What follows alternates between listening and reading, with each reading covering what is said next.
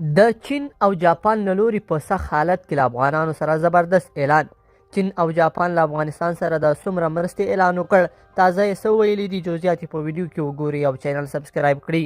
لیدونکو السلام علیکم. په افغانستان کې د اقتصادي حالت له خرابېدو سره د ځینو هیوادونو همکاري په زیاتېدو ده.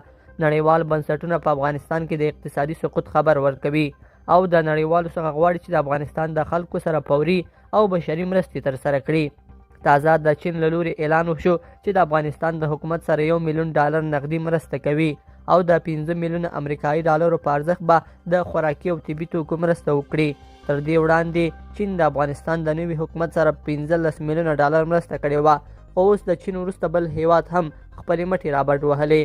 تازه د چین له لوري د افغانستان سره د $50 میلیونه مرسته اعلان شوې ده. د جاپان د بهرنیو چارو وزیر پرون رسنیو ته په خپلو خبرو کې ویل چې په افغانستان کې یو انساني ناورین رامنځته کېدونکی دی.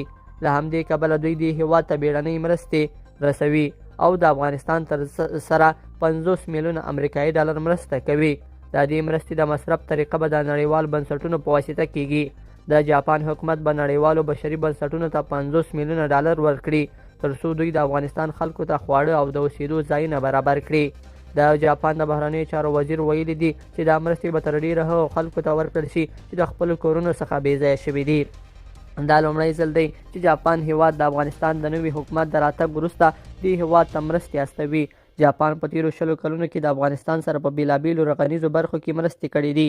د افغانستان نوی حکومت هم تمه لري چې د جاپان هیواد به ورسره د بیا رغونې په برخه کې مرستې وکړي او د دوی سره به د همکارۍ لکه د پخواني افغان حکومت سره همکاري وکړي او د دې هیواد سره به خپلې مرستې جاري وساتي.